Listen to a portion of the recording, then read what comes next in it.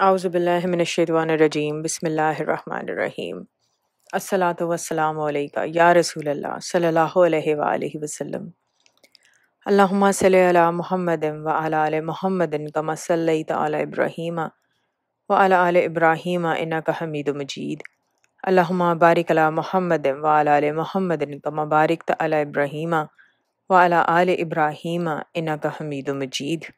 एक बहन का वाक़या आपको सुनाती हूँ। वो कहती हैं कि पहली दफ़ा जब मैं उम्रा करने के लिए गई तो यकीन ही नहीं आता था कि मुझे ये सादत नसीब हो रही है। जब पहली मर्तबा मदीना शरीफ पहुंची तो एक ख्वाब सी कैफियत थी। इसी ख्वाब सी कैफियत में मैं मस्जिद नबी सल्लल्लाहु अलैहि वसल्लम में हाजिर हुई। नए रास्ते, बहुत सारे लोग और एक गहमा गहमी का आलम था। जी भर कर आब ज़मज़म पिया, बेचैन था कि जाने कब रोज़े रसूल सल्लल्लाहु अलैहि वसल्लम पर हाज़िरी होगी।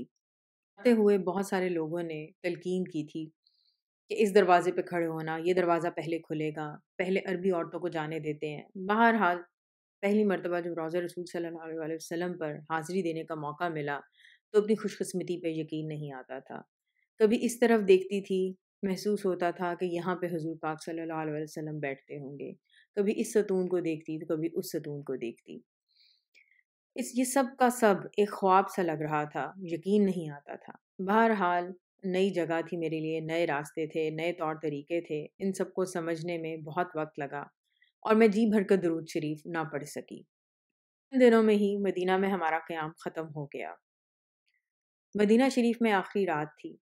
वापस होटल आए, सोने के लिए लेटे तो दिल में एक अजीब सी खलिश थी। नींद नहीं आती थी, यकीन नहीं आता था कि मैं यहाँ आई हूँ और अब जाने का वक्त भी आ गया है। अफसोस भी था इस बात का कि दरूद शरीफ का जो हक मुझे अदा करना चाहिए था वो मैं नहीं कर सकी। गर्ज इसी कश्मकश में जब आँख लगी तो क्या देखती हूँ कि मैं एक रूह की मानंद मस्जिद नबी सल्लल्लाहु अलैहि वसल्लम की राहदारियों में उड़ी फिर रही हूँ। मैं मुसलसल दरूद शरीफ पढ़ रही थी।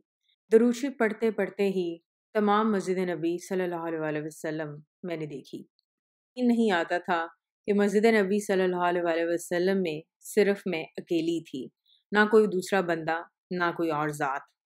ऐसा लगता था जैसे ख्वाब नहीं, हकीकत में ऐसा ही हो रहा है।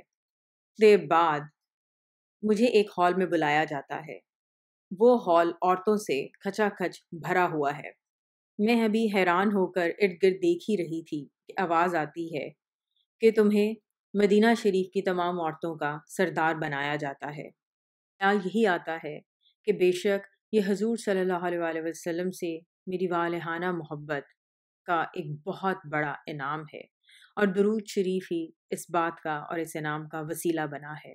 अपने इर्द गिर्द जब देखती हूँ तो तमाम औरतों को इस बात का मुंतज़िर पाती हूँ कि मैं सदारती कुर्सी पर बैठूँ और जैसे वो मुझे सुनने के लिए बेताब हैं।